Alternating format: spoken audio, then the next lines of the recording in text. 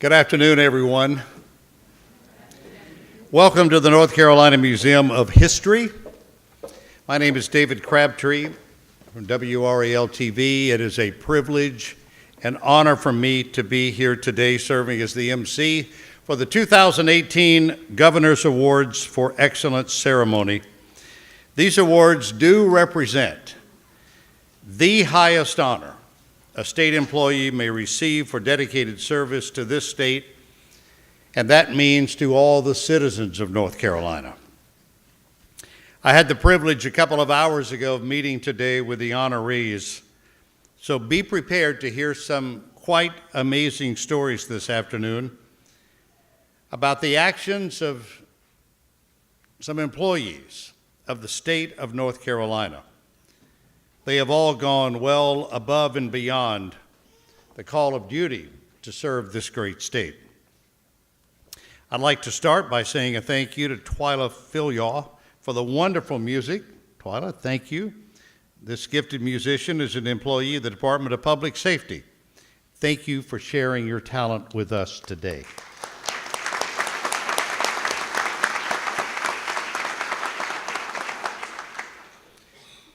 And to begin this afternoon, I'd like to ask everyone to please stand for the presentation of the colors by our North Carolina Highway Patrol Honor Guard. With us today, Sergeant J.M. Dorsey, Trooper D.A. Knapp, Trooper D.C. Harrell, and Trooper R.P. Dennis.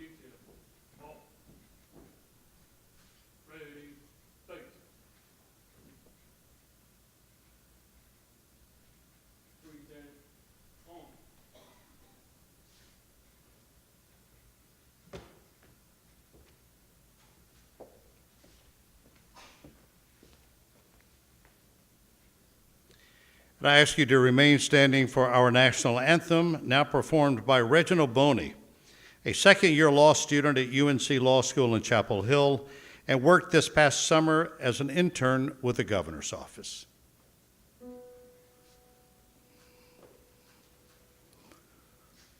Oh, say, can you see by the dawn's early light what so proudly we hailed at the twilight's last gleaming, whose broad stripes and bright stars through the perilous fight and the ramparts we watched were so gallantly streaming, and the rockets' red glare, the bombs bursting in air, gave proof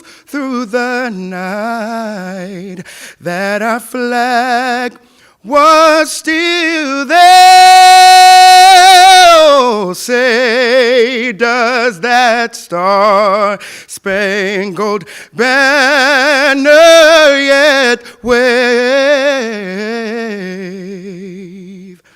o'er the land of the free, in the home of the brave?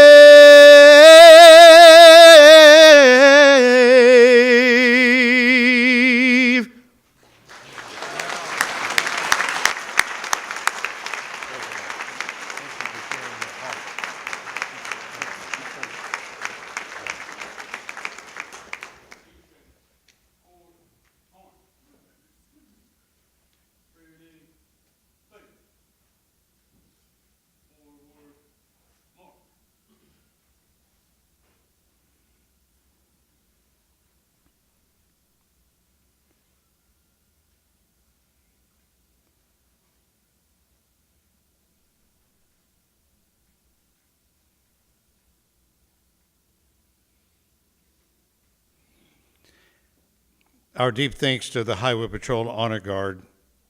And Reginald, thank you. Please be seated. Wow, what a way to start. The Governor's Award for Excellence program was created back in 1982, and it was done so to acknowledge and to express appreciation to employees for their outstanding accomplishments beyond the scope of their normal duties. State employees are nominated for this award by their supervisors and coworkers. And before we hear more about the honorees, I want to first acknowledge some distinguished leaders who are with us today to honor the recipients. I'd like to ask each of them to stand as I recognize them, and I ask you, if you would, to hold your applause until they have all been recognized. First, the Deputy Chief of Staff to Governor Roy Cooper, Julia White. Also, Cynthia Jolly, the Chair of the State Employees Credit Union Foundation Board. Barbara Gibson, Director of the Office of State Human Resources. Jose Sartorelli, Chancellor of the University of North Carolina, Wilmington. George Biggs, Director of the North Carolina Arboretum. Eric Hooks, Secretary of the Department of Public Safety. Randy Woodson, the Chancellor of North Carolina State University. Ronald Penny, Secretary of the Department of Revenue. Susie Hamilton, Secretary of the Department of Natural and Cultural Resources. Michael Regan, Secretary of the Department of Environmental Quality. Dr. Mandy Cohen, Secretary of the Department of Health and Human Services. And Larry Hall, Secretary of the Department of Military and Veterans Affairs. I commend all these leaders for being here to take time out of their day to show their appreciation and for creating the work environment allowing state employees to excel. Let's show them our appreciation.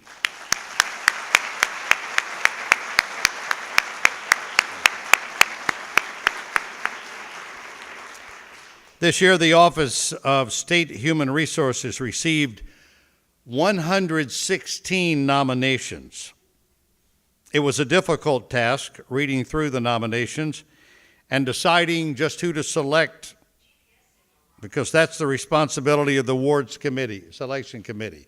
You're right, that is asking a lot. That is asking a great deal.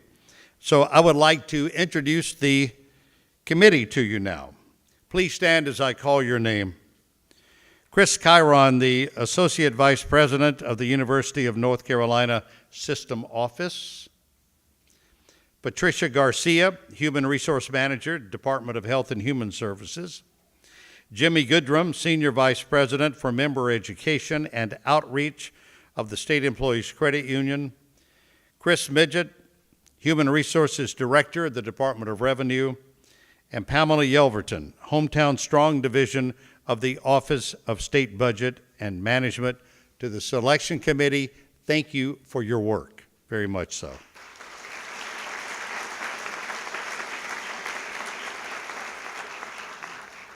And of course, a committee like this needs someone to lead them, and that leader has to be dedicated.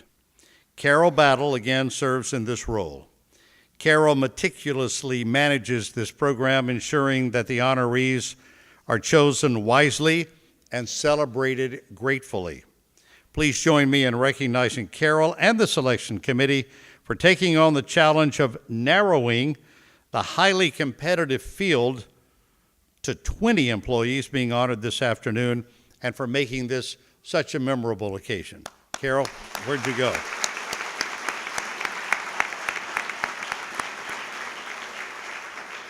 All right, this award ceremony and the luncheon that our recipients and their guests enjoyed earlier today, made possible by the generous support from a grant awarded from the State Employees Credit Union Foundation.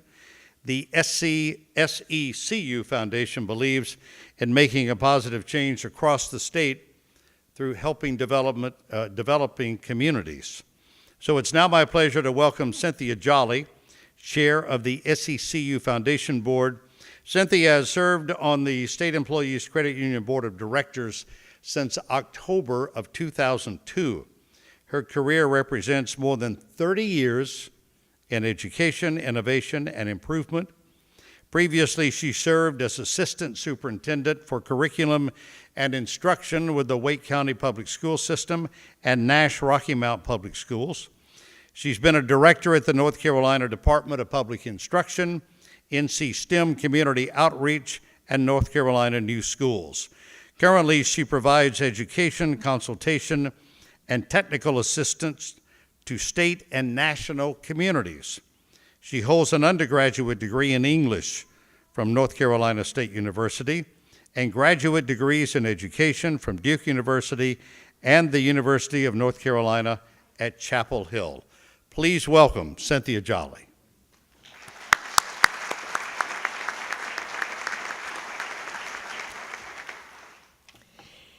Thank you, David, and good afternoon to everyone. It's a pleasure to be with you again this year as we join other partners in honoring this year's recipients of the Governor's Awards for Excellence. While each person's story is unique, we're very pleased to note that all of these recipients share a common dedication to public service. And their accomplishments are truly an inspiration, not only to their colleagues and fellow citizens, but throughout communities across the state. Their passion and commitment to others are true examples of the people helping people philosophy of the SECU Credit Union, as well as the foundation. Again this year, SECU, representing the 2.3 million members across the state, is proud to be a sponsor. Thank you to those of you, as David said, who have served on the committee selecting these recipients. And at this point, we'd again like to say congratulations to all of you who are receiving these awards. Cynthia, thank you. The 20 people being honored today for the Governor's Awards for Excellence demonstrates compassion for their fellow citizens, a passion to volunteer, and an unselfish devotion to serving the great state of North Carolina. They put others first. They make our lives better, and they make our lives easier each day. Please welcome Barbara Gibson, the Director of the Office of State Human Resources, which manages this recognition program, to share a few words about this group, how impressive they are, and to introduce today's guest speaker. Barbara? Good afternoon, and thank you everyone for being here to share in this very special occasion. This is the second time that I've been a part of this remarkable program, and I'm thrilled to tell you that the selfless achievements of this year's group absolutely meet the lofty name of the award that they're about to receive today. Be ready to be wowed, because the stories are going to inspire you. You might also want to have a tissue handy. A few of them are pretty amazing. The honorees being recognized today stand out for their exceptionalism, for going above and beyond in many different ways. They've helped improve with efficiencies, facilitating innovation, and helping others by literally saving lives. They demonstrate leadership, compassion, and courage.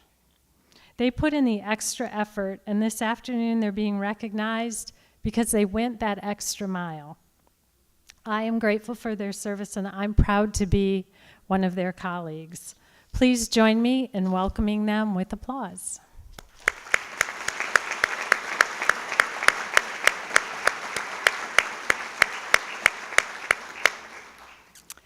I'd also like to echo David's remarks and recognize Carol Battle of our OSHR team. Carol works tirelessly each year to make this prestigious event live up to the reputation that the Governor's Awards for Excellence has as our state's top honor for state employees. If you are enjoying yourself so far, and it's going to get better, Carol is the one that we need to thank. At this time, I'm honored to introduce our special guest speaker, Julia White. Julia serves as the Deputy Chief of Staff for Governor Roy Cooper. Previously, when the governor served as our state's Attorney General, Julia was his Senior Policy Advisor and Chief of Staff at the North Carolina Department of Justice. I was privileged to work with Julia at Department of Justice, and I'm happy to vouch for how inspiring she is as a visionary leader, but also just what a great person she is. Prior to her tenure at Justice, Julia worked at the North Carolina General Assembly, and as a North Carolina native, she grew up in Mebane and is a graduate of the University of North Carolina at Chapel Hill. Please join me in welcoming Julia White.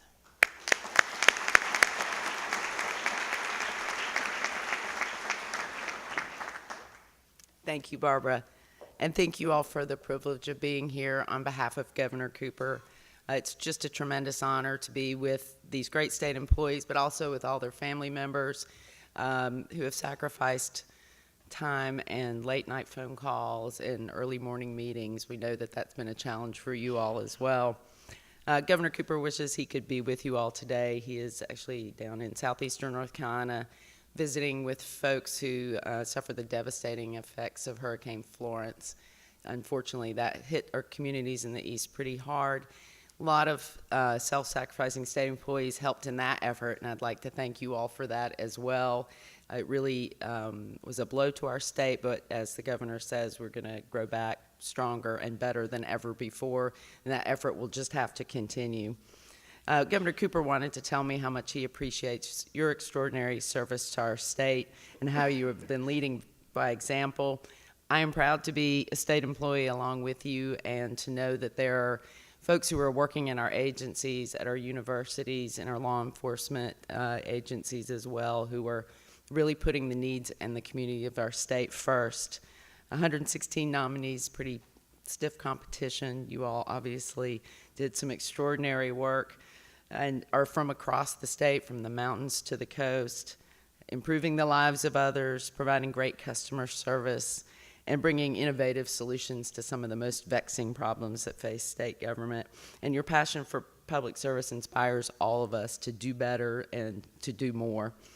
As a reminder, I think to all of us, I'd be remiss if I didn't mention the tremendous public service that our state troopers provide, and I know that you'll join with me to send special thoughts to the family of Trooper Kevin Connor, who lost his life so tragically. I wanted to share a couple of thoughts that the governor said at his memorial over the weekend. Though not many of our state government jobs involve the risk and threats that our law enforcement partners have to endure, truly what can be said about serving in law enforcement and serving in public service as being a high and noble calling is true. What the governor said was, "Today my prayer is that Trooper Connor's death, and more importantly his life, inspire us to live better lives, lives of service to each other, and lives of gratitude for all who serve. Let us honor his memory and the service of all brave officers by working toward a more just and peaceful community in our state. Thank you for choosing a career in law enforcement," he told those in law enforcement, "and thank you for choosing public service, because it truly is a calling and it truly is something that is underappreciated and unrecognized, and he knows that, and we all here want to take just a moment to actually provide that recognition that everyone deserves who works in public service. So thank you all for your accomplishments. I know you didn't do it for recognition or glory, but it's a lot of fun to have some of that sometimes, and we certainly appreciate that dedication. On behalf of the governor, congratulations on your achievements.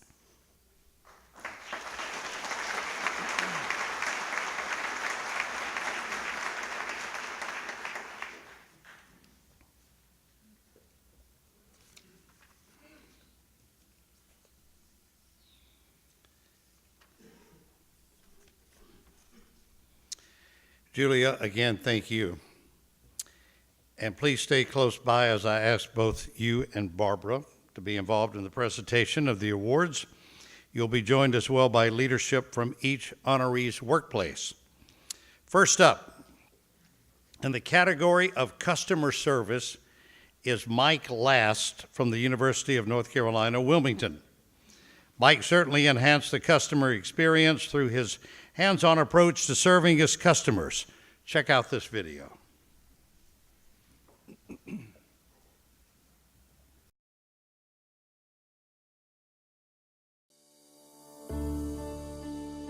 My name is Mike Last. I'm the system administrator for our IWMS system. IWMS is our integrated workplace management software. Mike is just a joy to work with. He joined our crew about 4 years ago.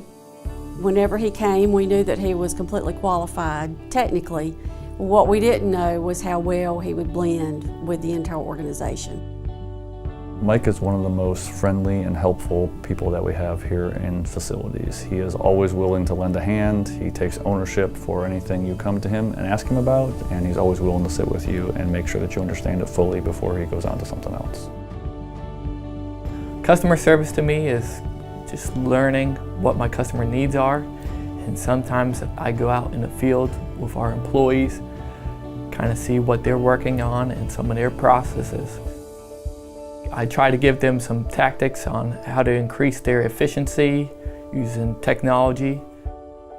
He has done the most to bring what we call the management and the not management staff together, and did a lot to bridge that gap. He is capable of talking to the IT personnel about high-level technology. He's also equally as adaptable to talking to a brand new employee. He makes everybody feel comfortable no matter what level you are. You know, you gotta listen in order to help solve problems, and he's a very good listener. Really, receiving this award is an honor and a privilege, and my thought, I was really just doing my job. I felt like it was a privilege just to get out in the field and work with these employees. It takes collaboration between multiple teams and departments that really help this university succeed, and I'm really happy to be a part of this university and this team.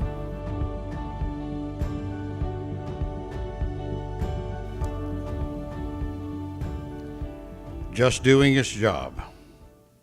Presenting the award is UNCW Chancellor Jose Sartorelli. Mike Last, please come to the stage.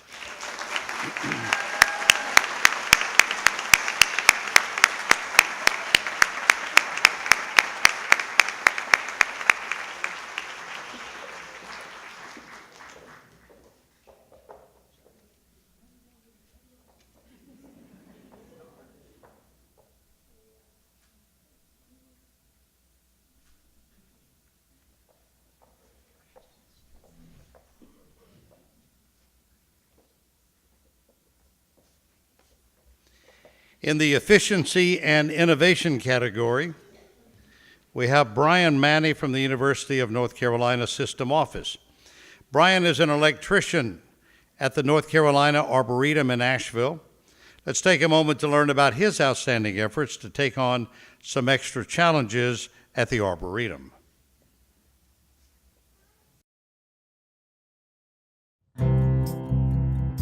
The North Carolina Arboretum is located in one of the most magical parts of North America, in the Southern Appalachians, one of the most botanically diverse and biodiverse regions in the temperate world. We have a number of large facilities that are heavily used by the public for events and just daily visitation. Things have to work. We have to be efficient and we have to be innovative in making that happen. Every day there's something that requires attention, either proactively or reactively.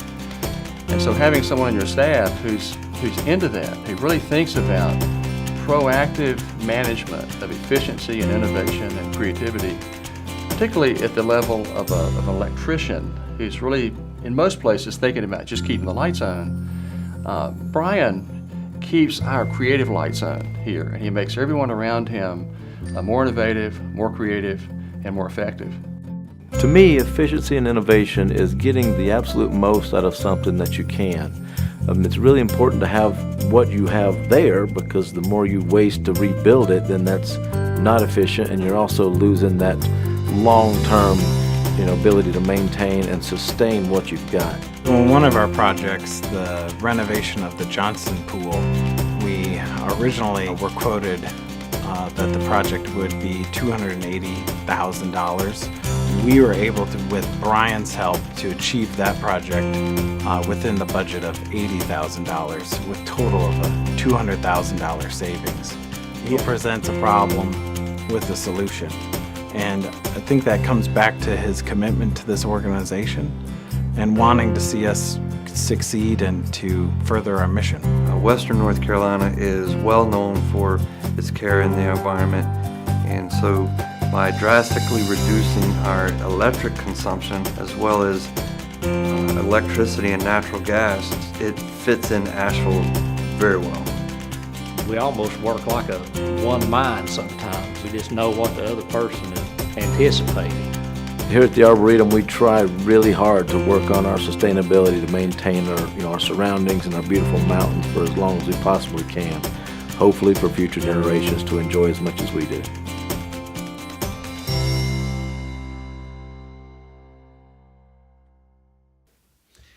Presenting the award is George Briggs, the director of the Arboretum. Please welcome Brian Manny to the stage. Brian.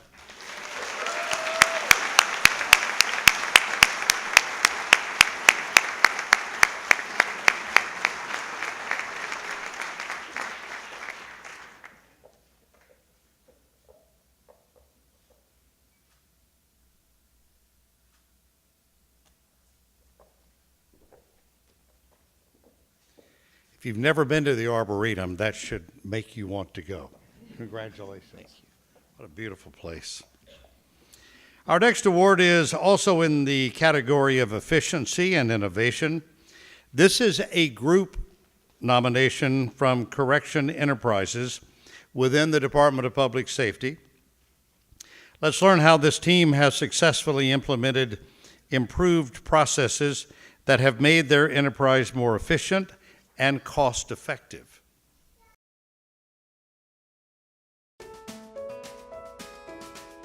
We heard about Lean through NC State.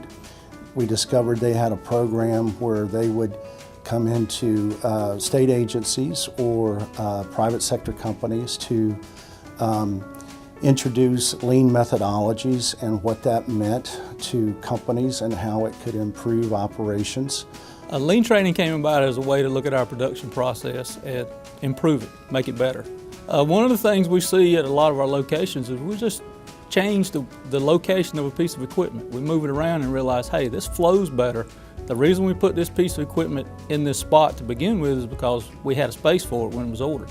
And they have the opportunity to see that it does help the overall process. It makes more efficient, and sometimes the change benefits them as far as time, as far as money, as far as savings. We've got 64 machines inside the plant, and by the time we got done with our initiative that we started, we had moved 63 of those machines. We also took the thermal tops and bottoms. We don't buy the trim anymore. We were taking the waste that we were taking to the landfill, and we actually use that to make our cuffs and our collars now. So we don't have to buy the trim that actually goes on the garments. So we had a total of $18,000 in savings. So we're not looking for $1 million savings. We're just looking for small incremental cost savings, production increases, things of that nature that will help us in the long run. A lot of the female offenders that we work with need to feel needed, and they need to feel like their opinion matters. So that is an immediate effect of this training. They feel like they're a part of something much bigger than who they are. And they have a voice. They can talk to us. They can express their ideas. They can express their opinions, whether it be negative or positive. Employees are basically brainstorming all the time. In other words, looking for ways they can improve or make an adjustment or make a small change for the better in the facility to a degree. Just, coming up with ideas that we're never coming up with before. We have so many talented and gifted people with wonderful ideas that until now they really haven't felt comfortable sharing that information with leadership. I am extremely proud of what this Lean team has done. This team of 6 Correction Enterprises employees has taken it on as a personal challenge to take a good look at how we can improve safety throughout our plants, reduce redundancy, reduce waste in every way, improve the flow of how a product is manufactured within Correction Enterprises. And they have taken that to a level far beyond any expectation that I had. I just feel like the accomplishments we've been able to do and the things that the many individuals we've been able to touch, I really think the program's been worth it, and it speaks volumes. The results don't lie.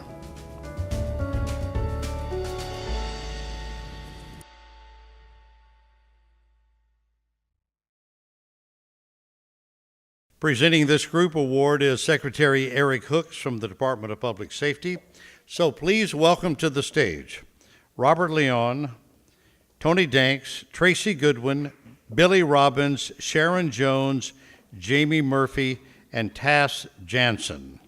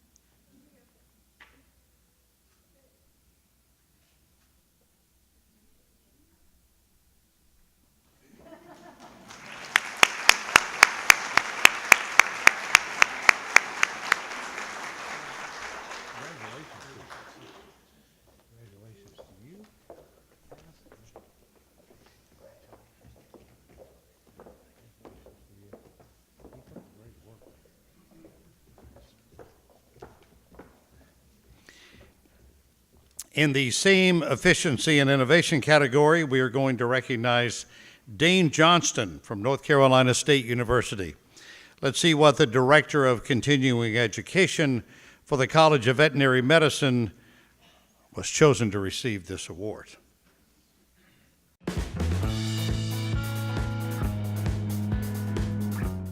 So he was nominated specifically for a project that is really outside his normal body of work. And he came to me one day and he said, I have this great idea. The college is now almost 35 years old, and there were 2 classrooms that a couple of years ago were being remodeled. And they have these old, beautiful wooden desks in there that you don't see anymore. But that was all going away for a modernization of the room. I asked our facilities manager what was going to happen to them, and he said they were going to end up in the trash. At which point I asked if I could have them, and he said, well, we'd have to surplus them, so we surplus them to ourselves. With the idea that I would try to make cutting boards out of them. I have a friend who's a custom furniture maker that agreed to plane these down and refinish them so that they were food grade and could be used. And so far it's gone surprisingly well. It's been an incredibly successful fundraising project. We've raised about $25,000 to $30,000 for student enhancement. Every student for the first 32 classes that we had sat at the desktops for the first 3 years of their existence here. So the idea has been to market them to our alumni. Hopefully they can have a piece of their history. What I can say about Dane is he's incredibly service-oriented, and he's a leader, and he leads by actually example. So every day that he comes to work, his first words out of his mouth are, how can I help? What can I do to help? And he pitches in anywhere and everywhere on every project.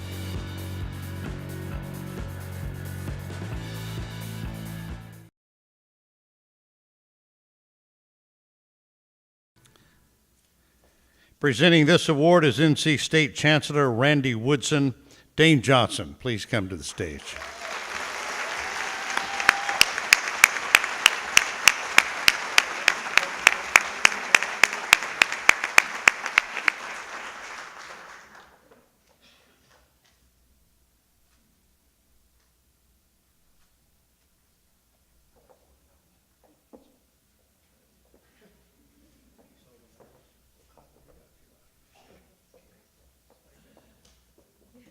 One more recipient in the category of efficiency and innovation is also from NC State University, David Josephus. He is a facility planner in the Office of Finance and Administration, and he found a creative solution to addressing some problematic issues with campus signage. Take a look.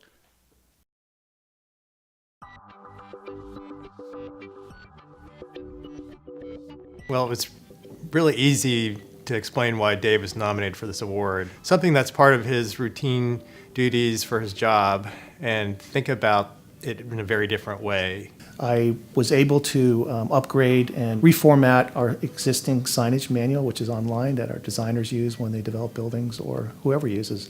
It was done very well, but it also was done in 2003.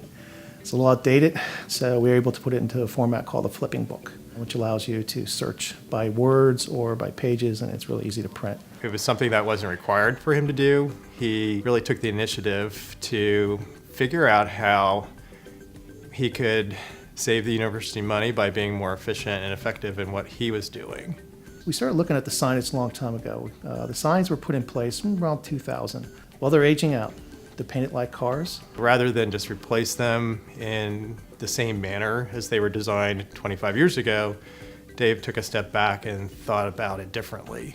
Vendors would have to come, completely take them apart, take them back to their shop where they are located, sand, paint, refinish, just like a car paint, bring them back and reinstall. So depending on their schedule, that could be anywhere from 10 to 12 weeks. We have no sign, or we'd have to put up something temporary. So you can see it's a huge expense. So what we've done is gone to a simpler sign, which is we can do in-house for a nominal cost and very fast and pretty easy. As one is changed out, it's replaced within a day. It's not a 10, 12-week period. We are starting to address every space on campus, whether it's an open space like the Court of North Carolina or a parking lot that's not associated with the building. Any dollar that we can save and use more effectively can be used, in other areas of the university, like giving, pay raises to faculty or attracting the right faculty with the right, kind of salary for that person. So I think that Dave is doing that, and he's doing it in a pretty significant way when you think about the total number of dollars that this seemingly simple change in a sign could really have over the long run. So it's really leadership pushing us all to do something different, and this just kind of was an idea I came up with, and it's just carried it on. You never know, a little small idea sometimes gets big and have some pretty good results.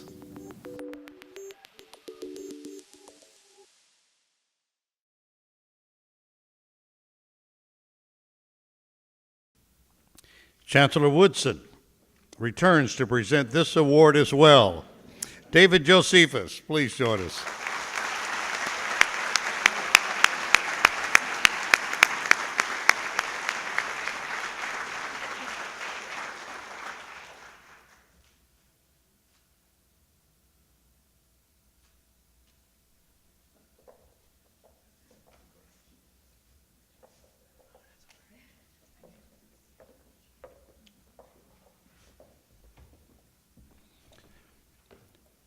Daniel, you ready? Our next category is human relations. As I said, we are honoring Tanya Dearman from the Department of Revenue. Let's take a look as to why.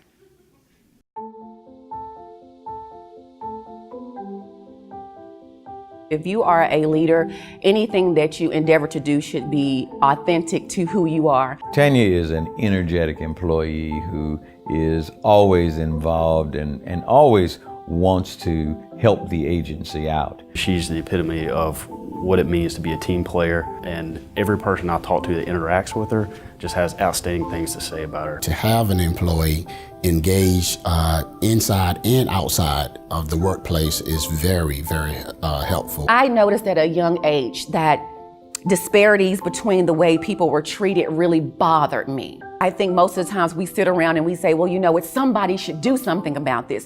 Somebody should come and save them. But I don't think that we realize that somebody is us.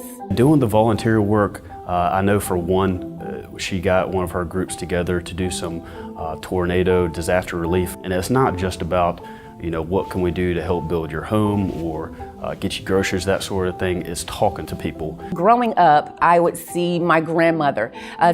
Somebody could pass away in the neighborhood and she would say, come on, I'll feed your kids. When I received an email about the project that she had inspired in our Greensboro office, where she challenged employees to engage in a year of public service, I thought that that was really heartfelt and it was really moving. You don't even necessarily have to go to an agency to help someone. What about your neighbor across the street? You know, maybe they're elderly. Take the trash to the street. Ask them if they need their grass mowed. It's very humbling to have an employee that's doing so well and getting recognized for such high awards that it's making us all very excited. I'd like to congratulate her for hard work and for being an inspiring employee who influences other employees to be more than what they think they can be. Once you start doing things and it's just natural to do, you don't expect a reward for it. So, you know, if this recognition is what is going to take to bring causes to the forefront, then let's do it. But, you know, it's not about me. It is not about me. It's definitely about the people that helped, and it's definitely about the people that we were helping.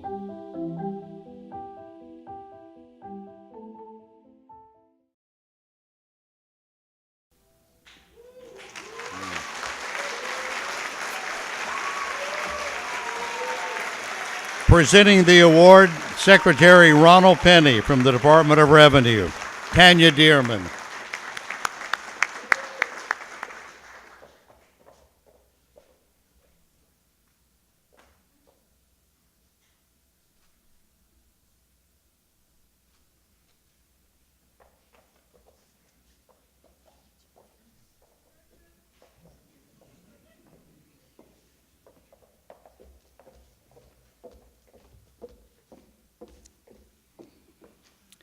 In the Outstanding Government Service category, we have an interesting story involving a lifelong mission of Jackson Marshall, the Deputy Director of the North Carolina Museum of History.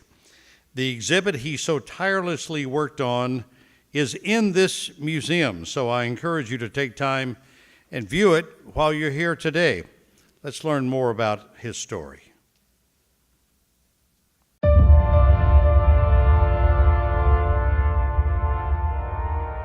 Hurry up! Get ready! You there, get your gear. We're going to the drill field. With the 100th anniversary of World War I coming up, we decided that we really needed to do an exhibit all about North Carolina's participation in World War I. It was a great accomplishment for the staff who worked really hard to create this exhibition. So it was always a relief to see an exhibit come together. Jackson Marshall, who's our Deputy Secretary, is an expert, so to speak, on World War I. I mean, he's done a book on World War I, he's done lots of research, and so when we came up with the idea for the exhibit, he took on the responsibility of really creating a different experience for our visitors. This exhibition is not about facts and figures and battles and strategy and numbers. It's about what happened to people, what their experiences were like.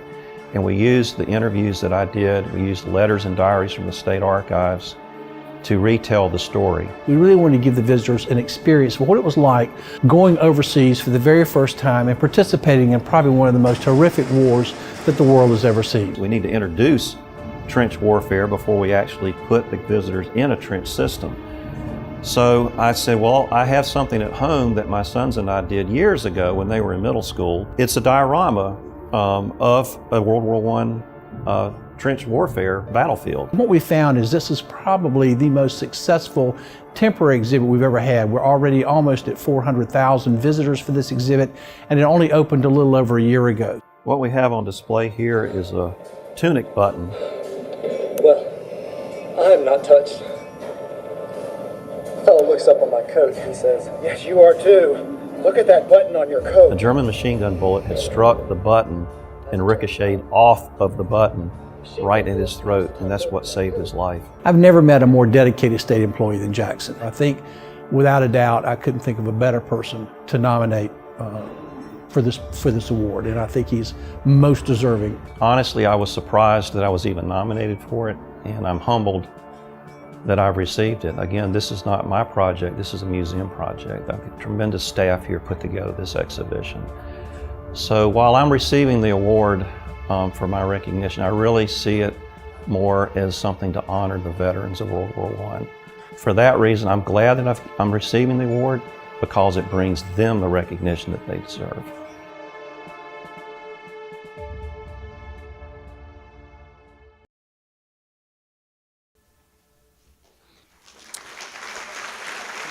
Presenting the award, Susie Hamilton, Secretary of the Department of Natural and Cultural Resources.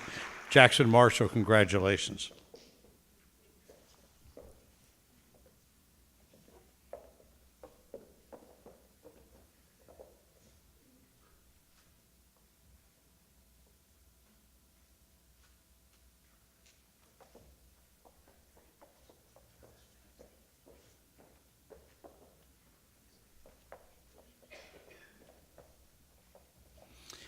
Our next category is public service. Michelle Bryant of the Department of Public Safety has been providing services and programs to bridge gaps she observed in her community of Goldsboro. She uses her own money, time, and effort to provide some really neat programs free of charge to her community. Take a look. My name is Michelle Bryant, and I am a substance abuse counselor here at NCCIW. I've been in the community of Goldsboro, which is in Wayne County, since 2006, publicly. But before that, I was behind the scenes. And it all started when I was in the 12th grade. And I was on the Goldsboro High School varsity basketball team. And my grandmother, who raised me, she could not afford to purchase my basketball shoes. So the basketball coach at that time, name was Norville Lee. He saw that I didn't have my shoes, and he called me into the office. And so he began to question me about, why I wasn't in my proper uniform. Then I began to explain, well, I'm gonna get my shoes, but just not right now, because my granny couldn't afford to. So he then in turn sent me to what was called Sportsman World at that time and purchased my shoes. And that just really had a profound impact on my life. And so from then on, I just began giving. I just began to give back because somebody gave to me. I have seen her, she came in running. And what I see about her is the sincerity and always addressing the needs, individual needs too, of her clients. I don't care what program we put her in. It could be in our long-term program, it could be in our IOP 90-day program. She is on it. The very first program I done was the All-Star basketball game. So what we did was we brought in Seymour Johnson, because that is home of Seymour Johnson Air Force Base. So I wanted to get Seymour Johnson more into the community. So we did a basketball game. So it was Team Wayne County versus Team Seymour Johnson, and everybody loved it. Everything I do is geared about family, it's fun, and to give the youth a different perspective. And she's going here and she's doing this, and she says, I gotta do this. And then I was like, where does this lady get this energy? And it's the same as she does here. So no, I am not surprised that Miss Bryant got this award. It's a well-deserved award to acknowledge what she has done here as well as out there. What I've learned is when you're passionate about something, you'll make time for it. So for me, it's just, again, it's just a natural thing to do. And I'll be 80, 90 years old, still trying to put together a service.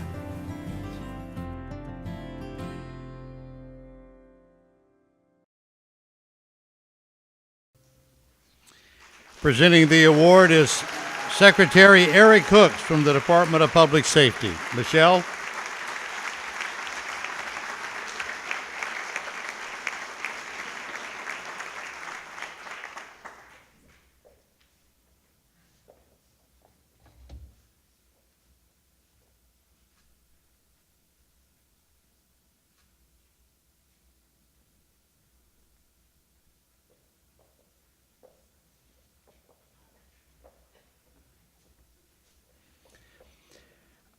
Our next honoree in the category of public service is Paula Gillikin of the Department of Environmental Quality.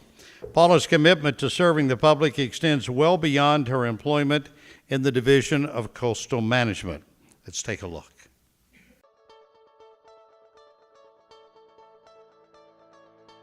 Three words I would use to describe Paula are hardworking, patient, and an effective communicator.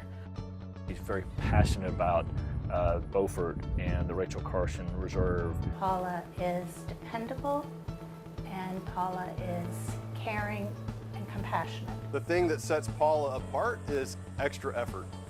My name is Paula Gillikin, and I am the Central Sites Manager for the North Carolina Coastal Reserve. She is so passionate about our community. I was inspired to volunteer as a young person by animals. Locally here in Beaufort, the spay-neuter program I started addresses free-roaming cats. Often there is a person that takes care of them outdoors, and we communicate with them and get their buy-in to have them understand how important it is to spay and neuter and vaccinate any companion animal that you are caring for. Paula is a volunteer guardian ad litem in Judicial District 3B. She serves in that capacity in Carteret County. She represents the interest of abused and neglected children. It's difficult to prepare hearing those things, but what I think of is the goal I'm working towards, helping the most children I can find a safe environment and an environment where they can have a healthy, happy young life. I serve on the board of directors for the Bonehenge Whale Center, which is currently being built in Beaufort. The Bonehenge Whale Center is going to be a facility where researchers and the public and students can learn about the diverse array of marine mammal species found in North Carolina. To tackle problems, she certainly carries her weight, but then is also able to encourage others to participate and kind of contribute to the greater good. She's just somebody that we can count on in the community.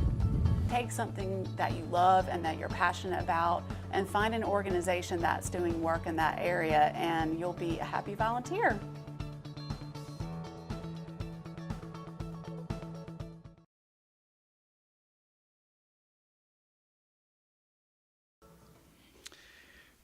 Presenting the award is Secretary Michael Regan from the Department of Environmental Quality. Paula, please join us.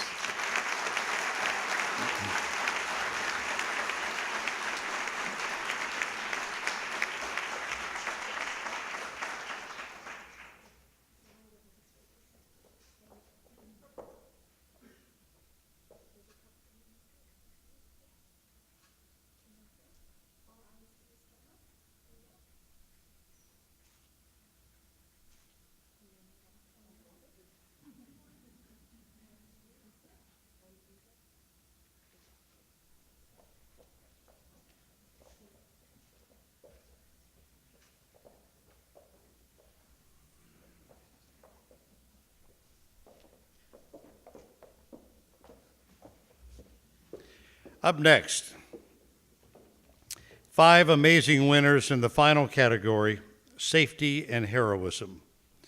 First, State Trooper Dwight Braswell. Even though he was off duty, he was the first person on the scene of a traffic crash and immediately took heroic action. My day started out on March the 5th. I was off duty at the time. I was taking my oldest daughter to South Johnson High School. She was a junior at South Johnson. I left my house that morning about 6:30 to take her to school, and I was traveling north on 301 here. A route that he travels every day, and he said he just drove up on a bunch of cars and just like it always is that cop mode, just trying, what's going on? Let me see what can I do? Everybody was looking over the embankment. As I got closer, I could see 4 tires sticking up out of the water. Dwight did what he does best. He just jumped right in and started helping himself, not thinking about himself. It was about what he can do to help somebody else. And as we went down in the water, the back door, we got the back door open, and the water was level with the door jamb. You couldn't even see inside the vehicle.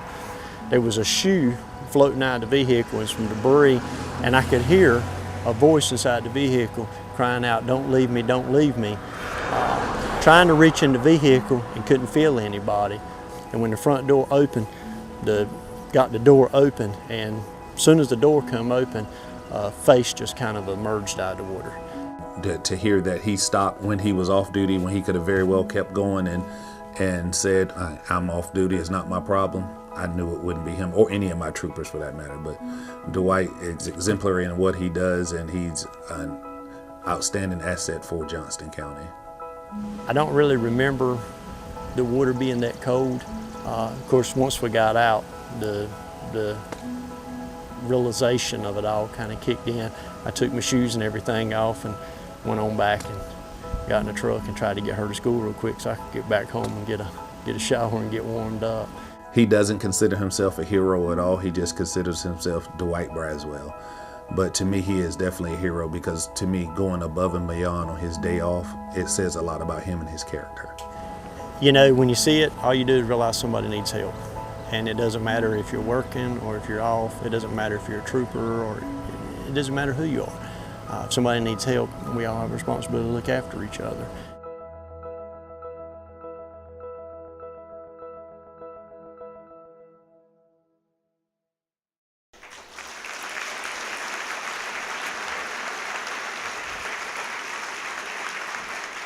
Presenting the award is DPS Secretary Eric Hooks.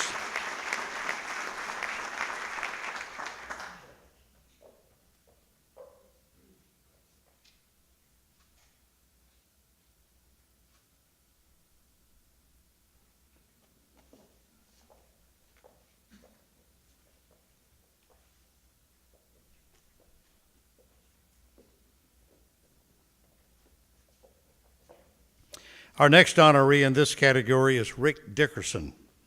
Rick is a rehabilitation engineer for the Division of Vocational Rehabilitation Service with Health and Human Services. Let's take a few moments to hear his story.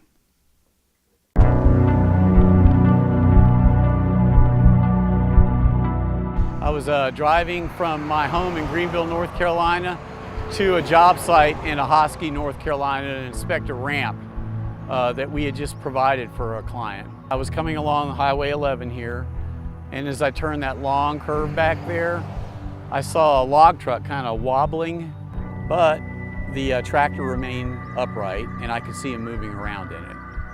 I looked farther down the road and all I saw was like a puff of smoke. There was one confirmed fatal and 3 other critical patients. We were calling East Care for additional resources. It was a pretty bad accident. And as I got closer, I noticed the driver was hanging half in and half out of the car. She looked like an angel. I mean, honest to goodness, the whole upper half of her body that was outside the car, that was resting on the jagged piece of metal where the B-pillar was, she looked like she was asleep. I saw the guy in the seat behind her was in a real bad way, a lot of blood, and he wasn't moving very much. And then I went to the other side of the car, the passenger side, and there were 2 passengers, one in the front and one in the back. I cut their seat belts off, and then I drug her out of the car and took her to the side of the road and laid her down. And then the guy in the back seat was a young male, probably mid-teens, and I drug him out of the car and took him over the side of the road. By the time I got him out, then I went for the guy in the back seat, Mr. Lewis, found out his name is, and I wrenched him out, and I was holding his head because I was afraid he had a neck injury. When I got there, I noticed Mr. Dickerson right off the bat. He was with the girls, helping them. So, you know, he put himself in danger with the car being on fire, pulling those patients out. I waited around a while. I started to feel a little heat stressed. The EMTs let me sit in an ambulance and drink water and took my blood pressure. And then after about an hour, everybody let me go. And then I'm not really sure how I got home, but I did. I definitely think Mr. Dickerson was a hero that day.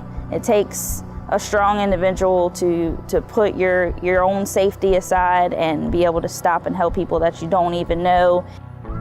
I've been told by many people that they probably wouldn't have done that, gotten out, but I tend to think that most people would. You know, you come along saw an accident, you know, yeah, you feel compelled to do something, even though I didn't even think about it.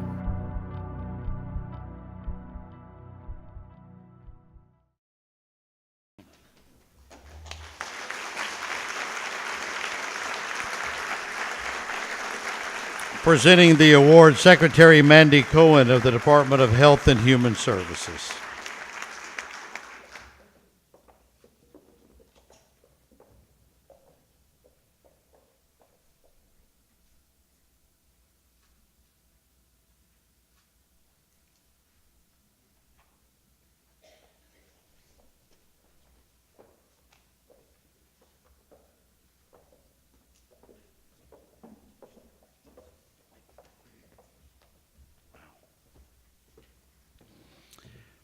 Next, Megan Hess of the Department of Public Safety.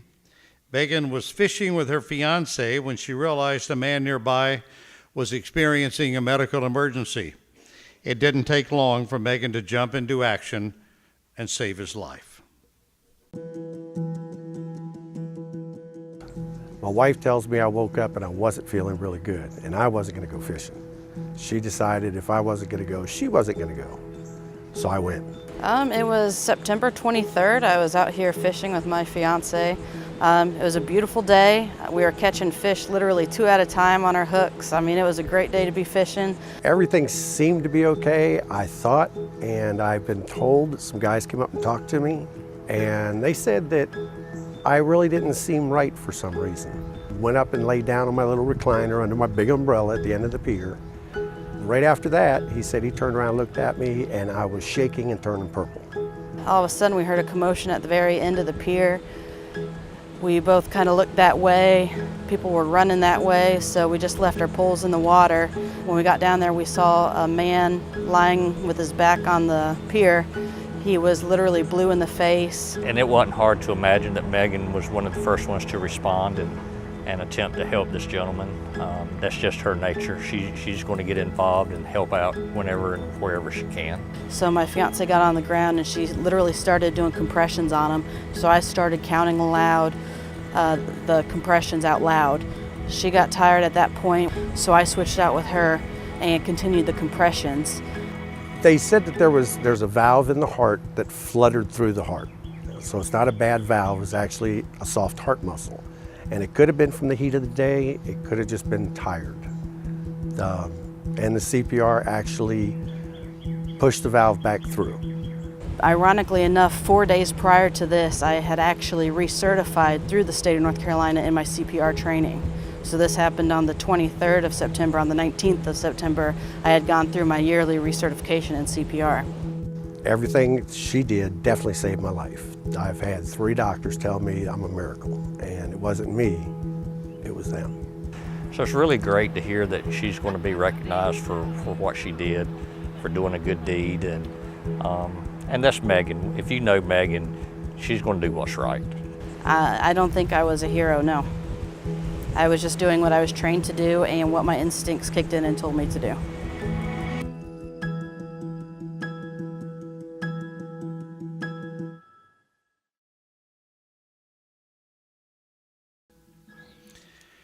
Presenting the award is DPS Secretary Eric Hooks. Megan.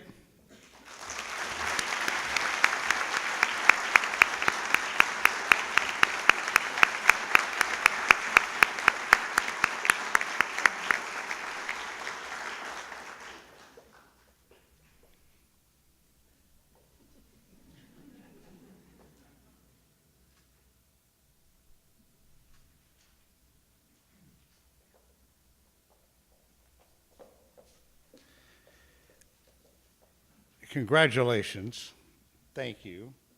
I'd also like to call Frank Dare to the stage, as well as Brittany O'Neill, who assisted with the CPR that saved Frank's life. We are so glad both of you are also here today and to share in this incredible story and great honor. Welcome.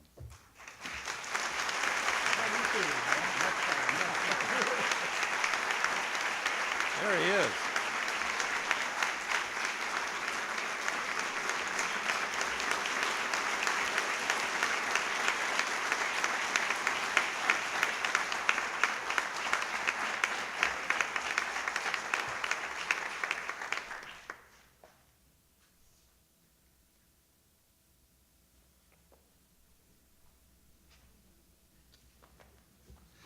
That is a great reunion, isn't it?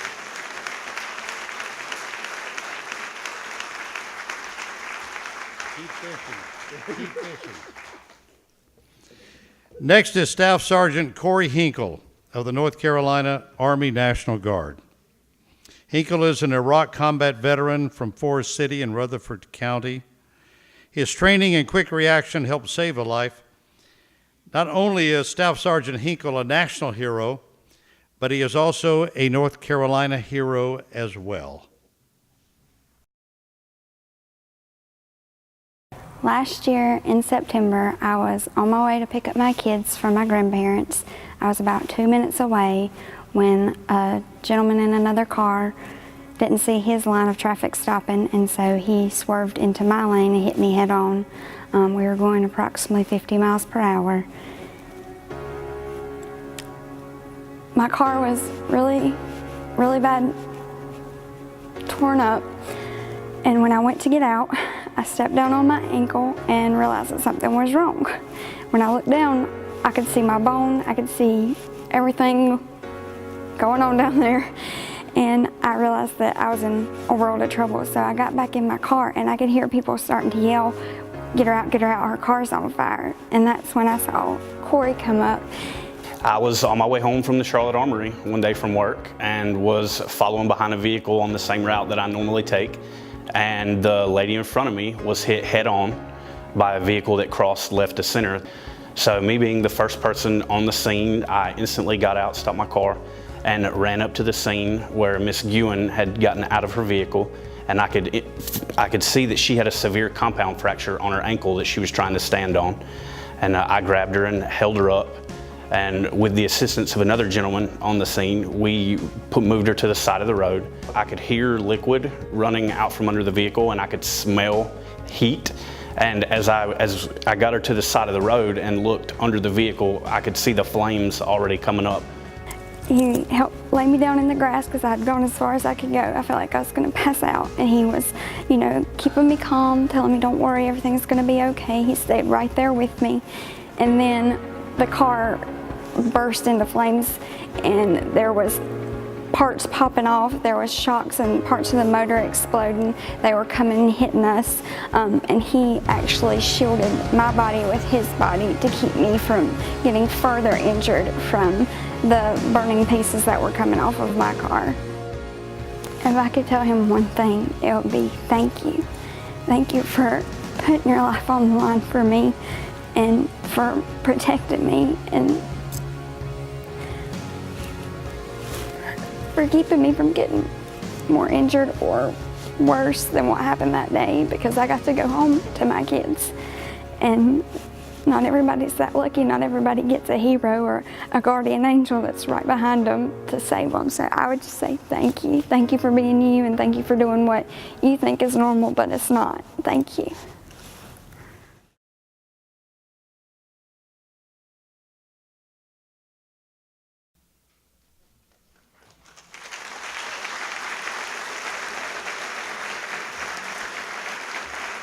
Presenting the award is Secretary Larry Hall from the Department of Military and Veterans Affairs.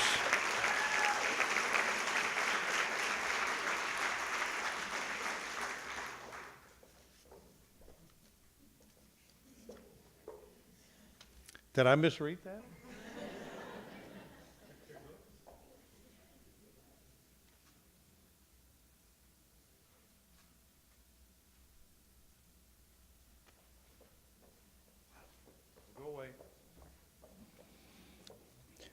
We are so proud of Staff Sergeant Corey Hinkle and his amazing life-saving rescue. Hold on, because it's also an honor today to have with us the grateful young mother who survived. So please welcome Brandy Gwynn to the stage. Brandy, thank you for being with us. Thank you so much.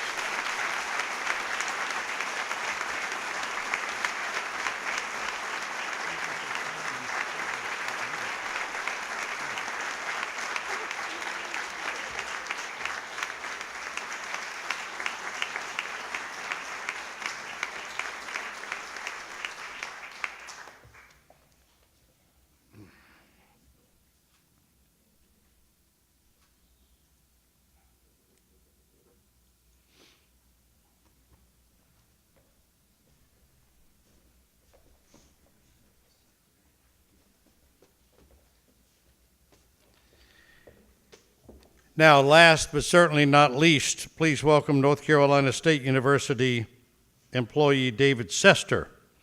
David was on his way to work and noticed someone in need of help. What he did next was also life-saving.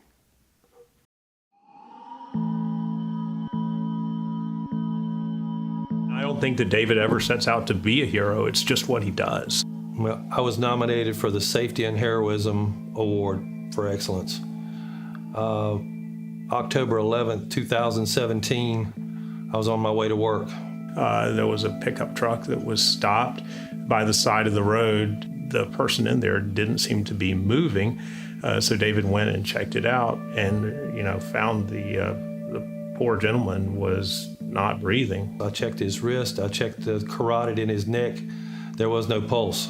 We needed to get him on a flat surface and start chest compressions immediately. I proceeded with that until first responders and EMTs came and took over. They were able to regain a pulse. They lost it. They regained it again. And as I was leaving, they were getting ready to transport him. Whatever, it doesn't matter how difficult it is. If he sees it needs to be done, he does it. He needed to be recognized for that. He really epitomizes the think and do aspect of NC State. I still think about it every day.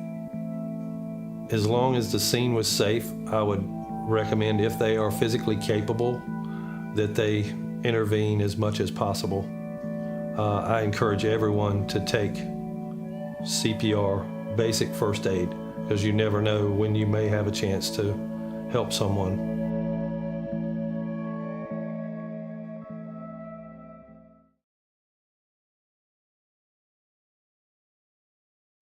Presenting the award is NC State Chancellor Randy Woodson. David Sester.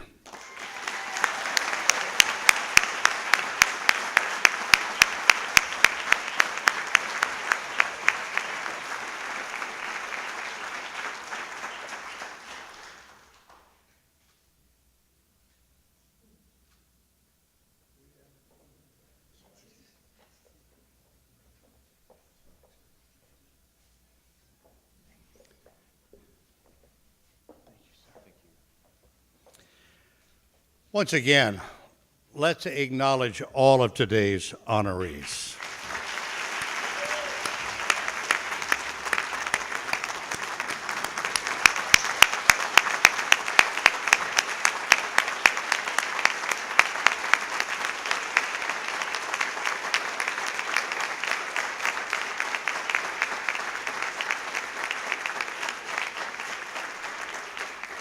You know, we all learn by example and encouragement, and what we have seen today are 20 examples of leadership, of people who never set out to be leaders. Leadership found them. That wraps up our ceremony for today. Thanks to each and every one of you for taking the time out of your day to be here to honor those who have inspired us. Wherever you go, I hope you maybe can spend some time with the World War I exhibit upstairs, but be safe on your way home and know that there may always be a chance for you to help someone in need. Have a good afternoon.